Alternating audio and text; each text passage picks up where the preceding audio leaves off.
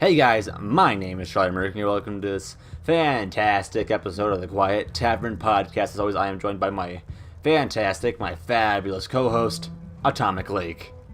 Hello. And, alright, so before we get into anything, we have a very, very important announcement to make. Are you going to be in Indianapolis, Indiana, June 8th through the 10th, 2018? Are you going to be at the Indianapolis Convention Center? Well, if you are, then make sure you get your tickets for Indie PopCon 2018. We're going to be there, and if you happen to see us while we're walking around the convention hall, then feel free to come up, say hi to us, we'll sign stuff for you, and hell, maybe even we'll get you to do an intro for the Quiet Tavern podcast. We'll see. I still have to think about that. Yeah, we're going to have to think about that, so... So anyway, tickets are available starting January 2nd, 2018. If you want to get your ticket, get it now. We'll be there. We're not going to have a panel or anything, unfortunately. Please, Indie Popcorn Senpai, notice us. If you but are anyway, having to see me, I think it's the only time you can see my face. And, Charlie will be, like, vlogging the whole thing, so... I can't escape it. Yep, it will be saved. You can't. Nope, you're not going to escape it. It will be cemented forever in YouTube space if I ever actually upload it. Which, if I start recording and editing right away, I think I will.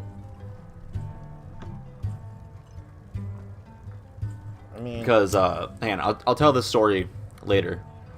So anyway, keeping with tradition of including at least. Keeping in tradition of including at least one wrestling story, we actually have two. So the first one is that there have been 3 confirmed signings to NXT, and those are popular singles wrestler King Ricochet, I believe he's still called King Ricochet, and a tag team known as War Machine, Hanson and Raymond Rowe.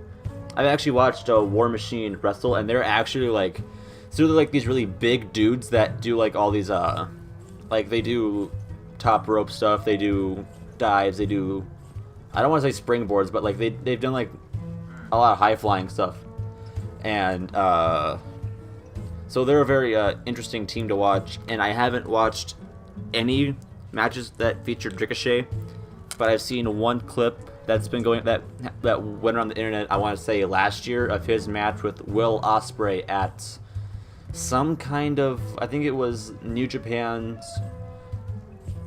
I forget what it was honestly, but it was like them doing a lot of really like in sync moves, and like people saying, "Oh, that's not pro wrestling. Oh, that's just choreographed dance." But if you ever like look up the clip, which I recommend that you do, it's a very interesting watch. What do you want to say? Like, do you want to say it's a really cool clip, or you just want to say? Oh yeah, it's like recommend this clip. Well, both technically, because it's a nice insight to wrestling outside of WWE. Yeah. Because if you only watch WWE, then oh my lord, you're missing out on like the wider scope of the wrestling world. Because you have like stuff in Japan, you've got Ring of Honor here in the States, local indie promotions and indie federations all over the world that provide the best wrestling in the world. So if you've been like thinking about expanding your scope, I recommend that you do. Well, I'll make sure that I check it out. So Sweet. And moving on from confirmed signings to an actual debut, that of the Queen of Spades, Shayna Baszler. So she was a MMA fighter, one of MMA's 4 horsewomen. And she competed in the Mae Young Classic women's tournament this past summer, where she made it to the semifinals. No, she made it to the finals actually, but she lost to the eventual winner, Kairi Sane. after a very hard-hitting and hellacious back and forth. I watched it. It was hard-hitting. And so well, here's like the scope of the scene. You know? So you're just like so quick on that. Oh yeah, I'm like getting through this because I want to get to our main topic. Yeah. So like you've got the NXT Women's Champion Ember Moon. So she had a match against, I forget who it was. I think it was Sonya Deville. So those two had a match. Moon goes over with what she calls the Eclipse. That's her finisher. And so she hits the Eclipse, gets the pin, and she's like celebrating, kind of holding the title, holding like I want to say it was like her ribs. And then Kairi Sane's music hits. She comes out onto the stage. She's looking at Moon in the ring, points her elbow to her and goes, "You." And then she's like looking there. Yeah. And then Baszler just comes up and very fluidly, mind you, puts her into a rear naked choke, brings her to the ground, wraps her legs around her, and holds her there. And I believe they had her pass out. Jesus Christ! In the choke. Are you serious? Yeah, I believe she passed out in the. No, I believe she passed out. You believe that she passed out? Well, I don't think she actually did. Because, but like, yeah, like when she let her go, she was limp, but I'm pretty sure it was all just part of the story. Because that's what they do. Like, so like when someone's in like in a submission hold and they don't want them to tap out outright, they'll take the way around it of having them not tap out, but rather pass out.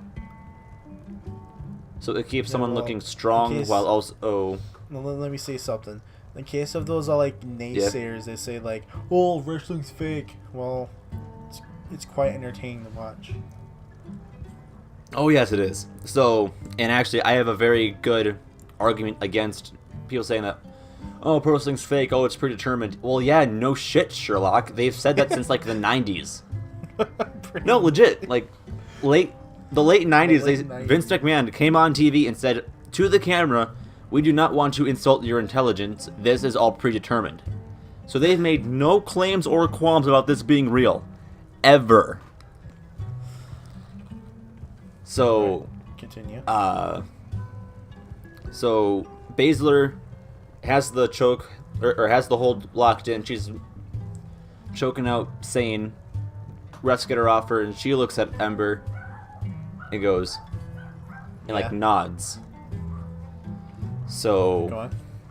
if I could just like predict what's going to happen, they'll probably have either a number one contender match on NXT between Sane and Baszler, or they'll have a triple threat Moon versus Baszler versus Sane for the NXT Women's Championship at TakeOver Philadelphia. Because that's where I believe the Royal Rumble is this year. And now moving on from NXT to the main roster, they have announced that there is going to be a WWE United States Championship tournament, and the full bracket's been revealed. So it's an 8-man tournament. They had the first two first-round matchups this past Tuesday. The Glorious Bobby Roode versus the Lone Wolf Baron Corbin. So Roode went over with a roll-up. I forget the whole sequence, but I wasn't quite paying attention. And then, so the second first-round match they had that night was the modern-day Maharaja. I love rolling my R's, and my brother's like, he's like giving me the bird right now because he hates Jinder Mahal. So they had Jinder Mahal versus the Perfect 10 Ty Dillinger. So they go back and forth for a bit. I believe Ty hits his finisher, which is the tiebreaker. And that only gets him like a 2 count, or Mahal's henchmen pull him out of the ring. But so they go back and forth for a bit longer, and then Mahal hits the Colossus. It's like so comes up from behind, very elaborately wraps like I'm trying to explain this because I can't use visuals. So like, locks his arms around his opponent's like head and shoulder, picks him up, slams him down, gets the 1-2-3. So Jinder Mahal is going on to the semifinals against whoever wins the Xavier Woods Aiden English match, and then Rude's going to face whoever wins the Zack Ryder Mojo Rawley match, probably Mojo to be honest. And then I assume they'll have the finals either on an episode of SmackDown, or they'll see who gets to the semis, and then build to the Rumble for a proper U.S. title match. I'm very excited to see this because you don't see a lot of tournaments anymore. Yeah. Like the last championship tournament I can remember is the WWE United Kingdom Championship tournament they had back in January. So. Like way back, like in January. Yeah, I mean January. Yeah, it was a 2-day tournament, and then the winner of that tournament became the inaugural WWE United Kingdom champion, that was won by Tyler Bate, who beat Pete Dunne in the finals. But then Bate dropped the title to Dunne at TakeOver Chicago back in like June. Well, we shall see. He hasn't lost it since. Yeah, so I'm very excited to see how this all ends up. Now moving on to our featured piece of this podcast, Atomic. You want to take it away? Okay, so you may remember him as you may remember him. This name is kind of familiar to you.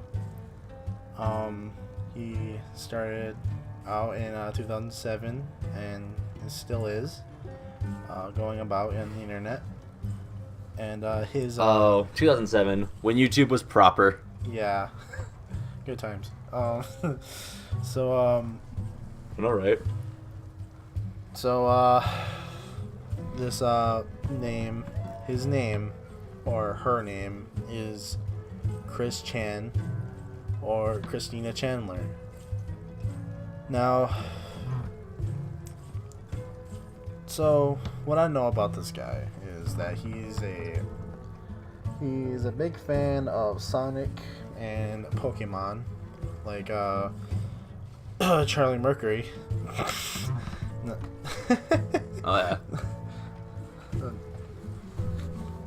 I'm assuming that you like Pokemon more.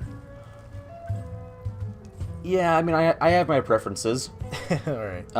Sonic games are very few and far between. I'll be honest. Well, I'll just let you decide. But anyway, he when he was in college, he started something called the Love Quest, and he wanted a 18 through 24-year-old girlfriend. Those are his requirements. And these trolls started to mess with him, and there is a lot of trolls that mess with him. They even got his medallion, his Sonic Chew medallion. If you don't know what Sonic Chew is, Sonic Chew is the character that he. It's his fucking Sonic OC. Yeah, well, it's not really an OC because it's not really an original character, but hey, what the fuck? It's close fucking enough. So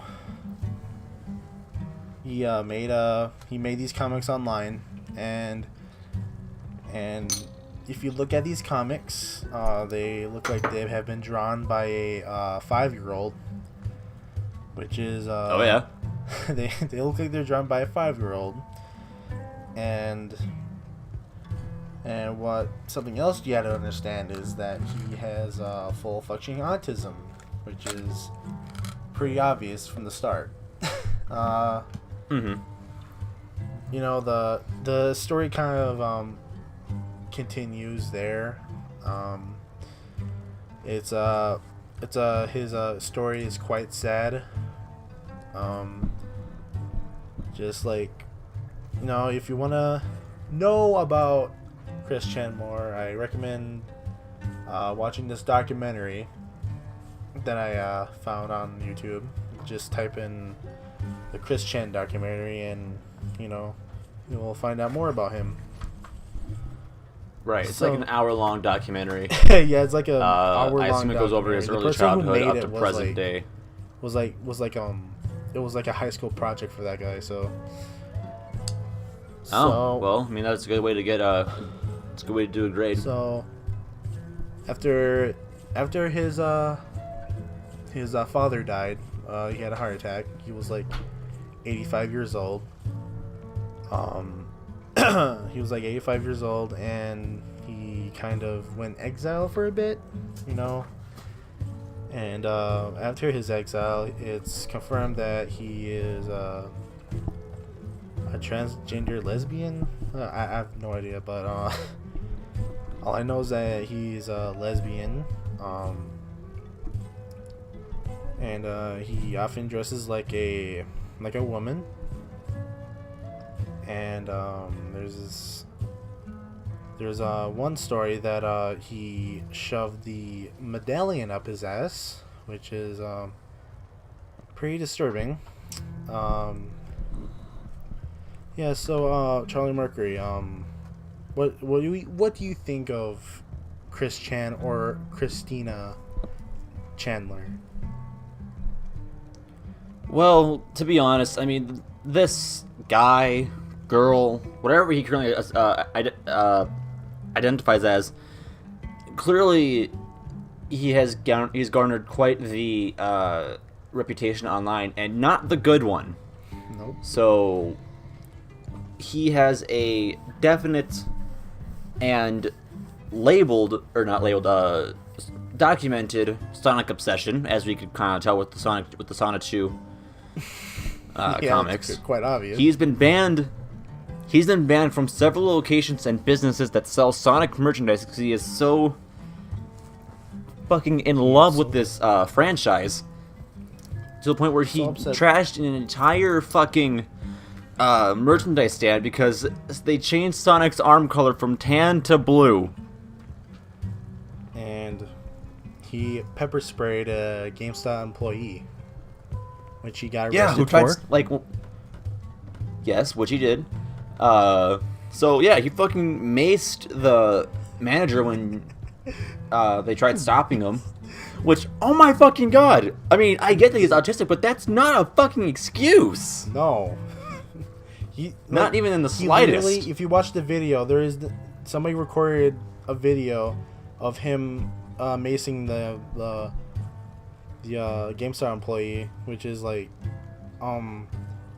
he kind of like walks out, and as he's like walking out, the manager was like right by the entrance, and he like sprays him. He sprays him like real quick, and he just like walks out.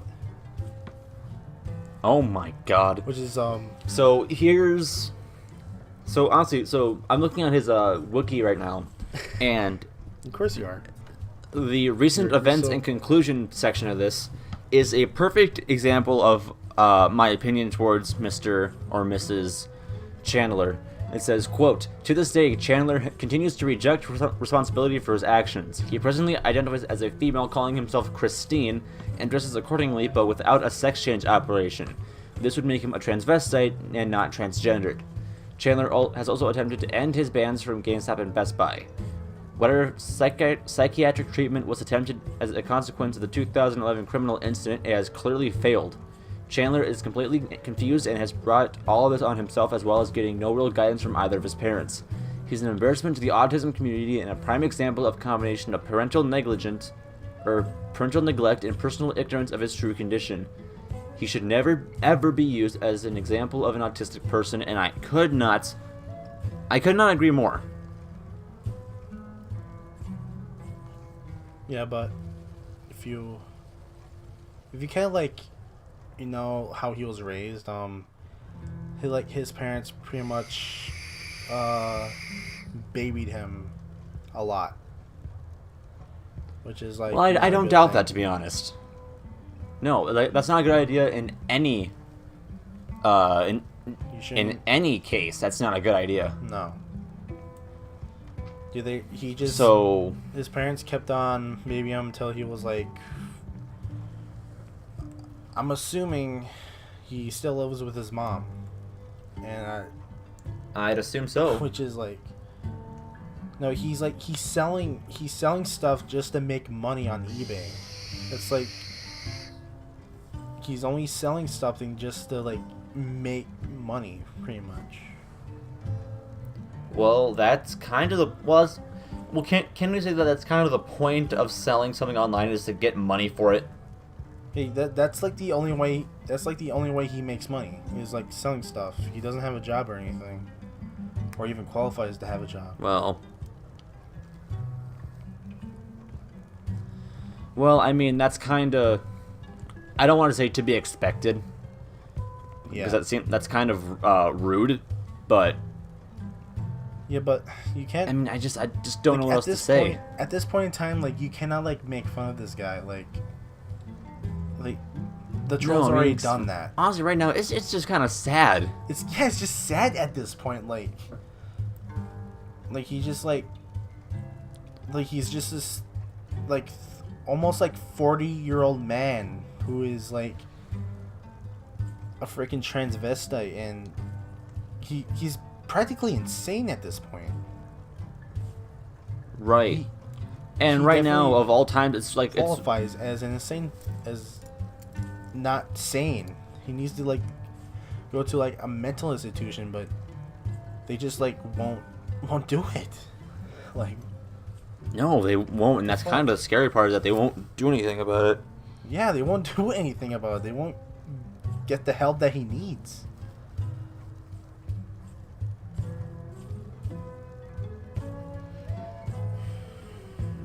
Alright, so... This animator, who is named, like, Spaz Kid 3D, which is, he made, like, a cartoon over this guy called, obviously, Sonic Chew.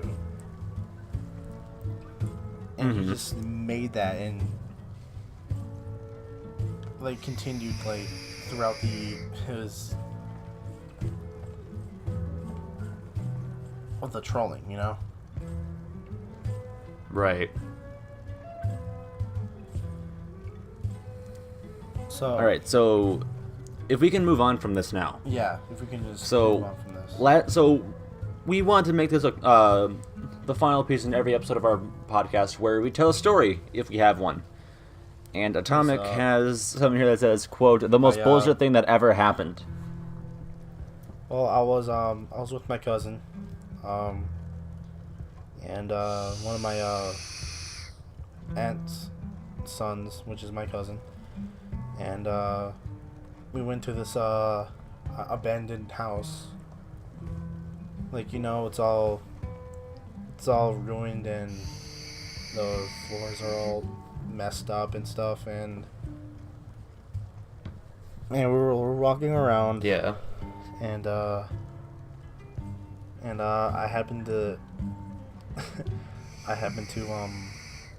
come across like a piece of note that says that said it was like a list for baby stuff, and it was a list for baby stuff, and I can't like, you know, like read it because it was like scribbled up, but I can only like read two things off the list. It was a pacifier and diapers, and oh my god, this was so creepy. And and I flip over the note, and I flipped over, and there was like more writing on it, and it said none of this needed, baby dead. Oh my god. Like, I'm just like sitting here like, dude, we need to get the fuck out of here.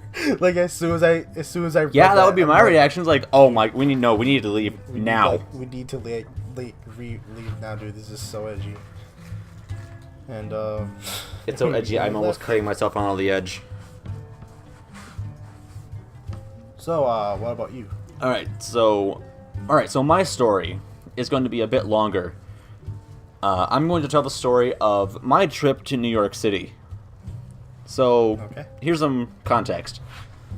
I was in choir all throughout high school.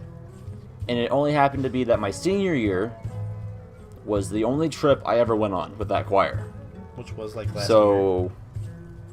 Right. And this was recent, so I have a fairly good recollection of it. So, it was actually late March, early April of this year, actually. 2017. So, we left the school on a Thursday. That's what I want to say. It was a Thursday. And so it was a 24-hour bus ride from Hayward, Wisconsin to New York City, New York. Which is believe it or not, it's a pretty long drive from Wisconsin to New York.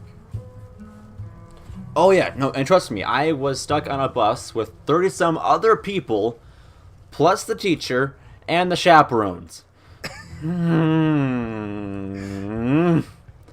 I would have much rather have taken a plane than a bus, but that would have jacked up our prices a lot. Why didn't you just take a plane? Instead of because you got to get tickets and back and forth, and it would have raised our. It wasn't really cost effective. In your budget right now. It was no one took a plane. We all took a bus. Yeah, we had all. You just had. Because I think so. Like what bus did you take? I believe did you just it was a coach bus. A party bus or something. Sort of. It was a coach bus. It sat all of us pretty comfortably. I think we would have taken 2 buses if we needed to. But no, we only needed 1 bus for. Okay. And here were some of the rules that this teacher imposed. So it was, and this was all for the at-night stuff while we were all sleeping. He said, "Hey, boys and girls cannot sit next to each other while we're sleeping." I'm like, all right, you mean the 6 guys in this choir and the 4 that are going on this trip? And he said, no couples can be sitting next to each other while we're sleeping. You mean the 1 couple that was on this trip? You mean? I'm not even kidding. I realized he was right. I didn't say it to his face. I'm like, you mean the 4 guys going on this trip, and the 1 couple going on this trip? And sweet motherfucking Jesus. I realized he was probably planning to. He had the mindset of a much bigger group, but this is small town Wisconsin. We're not gonna do shit like that. This is in a really small town in Wisconsin. You gotta remember this, guys. So a really small town. A very small town. So anyway, continue. So I sat in the far back of the bus by the toilet. And so we go to New York. We take a few stops to get lunch and dinner in. Actually, we stopped to get dinner. Then we stopped to change into pajamas, and then it was quiet. Yeah. Then I believe when we woke up, we were nearing New York. And oh my god, New York is such a beautiful city. I remember walking, because our entire trip was us walking. Besides going to New York and coming back, we did not take a bus anywhere except actually scratch that. We took a bus one time to get from the hotel to Carnegie Hall to perform. Right. So, and I don't remember exactly what the entire itinerary was, but here's what I remember. So, I believe it was one of the first days we were there. My group went to an Italian restaurant. I forget what it was called, but it was a very good restaurant. And best part was, I didn't have to pay for my food, so I didn't worry about what I was eating. So I ordered a bowl of spinach ravioli, which was fantastic. Loved it. Would definitely have it again. And then we also ordered. Oh yeah, and so we also had calamari, a bread roll, and tiramisu. Now here's what I ate that day. I had 2 bowls of spinach ravioli, some of the calamari, my bread roll, and 2.5 pieces of tiramisu. Uh-huh. I ate all that at once. And boy, was that a mistake. Because we still had to walk back to the rehearsal room, and then I had to rehearse. Oh, and boy, did I feel like I was going to fall into a food coma real quick. Oh my god. Jesus. It was so bad that one of the fucking chaperones asked me, "Are you going to need an antacid? Are you going to be fine?" I said, No, I'll be fine. I'll survive. You should have taken that antacid. No, I was fine. No, I didn't. I was fine. I survived just fine. Well, obviously. I did just fine without it. Obviously here right now. Yeah, I'm here right now. I'm doing this podcast right now. I mean, it's not like my ghost is recording this. Or yeah, is it's not it? like he died in... But anyway. Okay, continue. No, it's not. I definitely didn't die in that rehearsal hall. So, and then I want to say, and so the day before we left. No, actually, it was 2 days before we left. Was our performance. And another part about that was that weekend was WrestleMania weekend. So I had to worry about doing all the rehearsals, eating, and then I also had to catch the NXT TakeOver Orlando show that Saturday. No, actually, I missed that show, and I also missed the WrestleMania the next day because we were just out doing too much things at once. No, actually, Sunday was, I believe, our rehearsal day. No, it was the performance day. Yeah. And so that Monday, yeah, because it was that Monday, we left, and we did sightseeing on our last day, and I had 2 places I wanted to go. That was Madison Square Garden and the Nintendo New York store. And sure enough, I went to both those places. I got my picture taken outside the MSG sign, and I got stuff from the Nintendo store. And I also got a free Coke that day. Have you posted that on Twitter? Because I'm not sure if I've seen that. I think it was after we had gotten back from New York. Oh. That. I'm sorry if you guys are hearing stuff in the background. That's my brother. But anyway, so yeah, I posted pictures of me being outside I posted a picture of me being outside the MSG sign. So that one was posted, I believe, to Instagram, which I might have shared on Twitter. And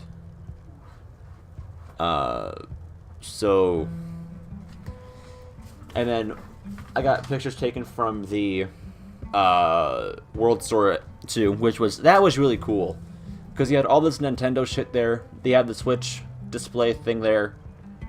And I remember because I was told, all right, you got to go in there real quick and come back out because we still have a lot of other sightseeing to do. So I'm like, all right, I'll be quick. So I ran in, looked around for a bit, looked at what I wanted to get, and I ended up leaving with a Charizard plushie and 2 amiibos. Because you like Pokemon. And, one of the coolest things I saw there. So, did you ever hear the story about the Game Boy that was caught in the Gulf War blast? No, I have not. Oh, okay, so there was a Game Boy that was caught in a bomb. Alright, so there's a Game Boy that was caught in a bomb blast during the Gulf War. And here's the thing. It is still running to this day. Are you serious? I shit you not. I was there. I saw it. It was playing Tetris. It was playing Tetris. It was in a fucking... Yes, it was it was in like a glass container. And it fucking was playing Tetris. And it was charred to pieces, but it was still functioning. Oh my Jesus Christ. It was the coolest thing I'd ever seen.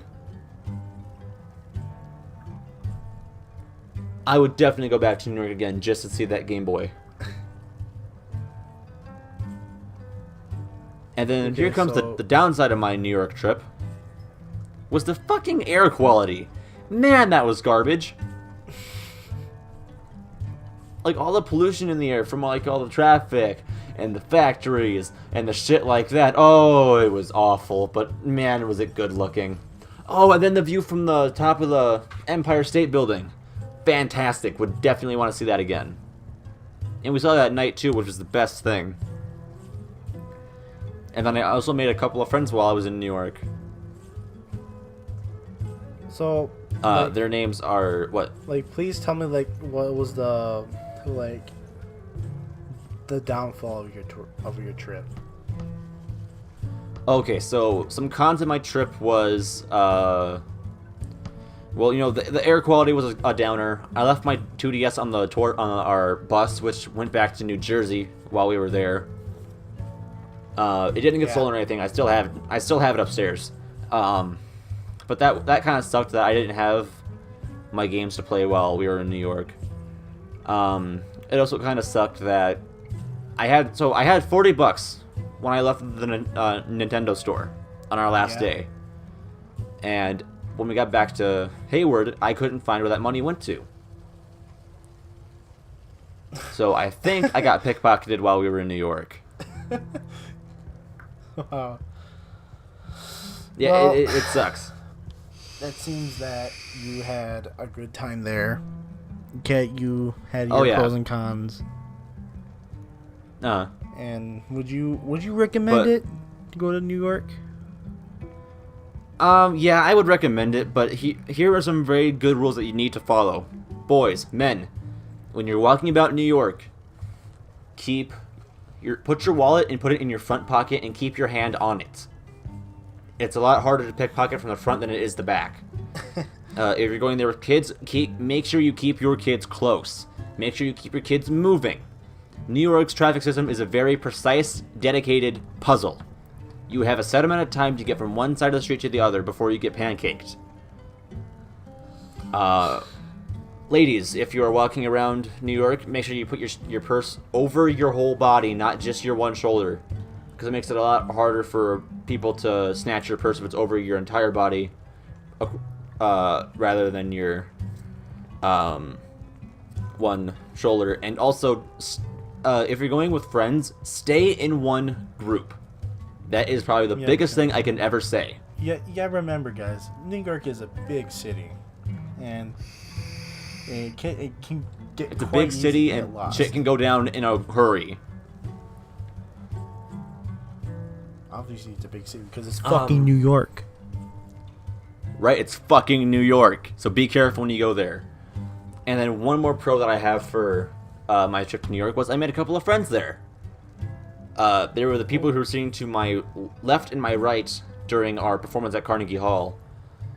And their names were Taylor and Fidel. And they were both really nice people. Were they nice people? Oh, they were very nice people. Like, I talked to them both for a substantial amount of time, and I've talked to them even since our trip. We even have a group chat on Instagram. Well, that sounds like you had a nice trip, and I think it's about time that we call it here in our podcast.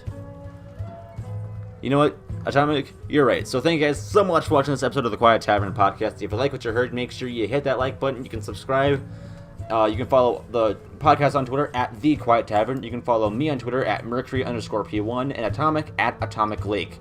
You can subscribe to both of our channels and the cards that you see now on the screen. So thank you guys so much for watching this podcast. And as always, whenever, however, we will see you guys again soon.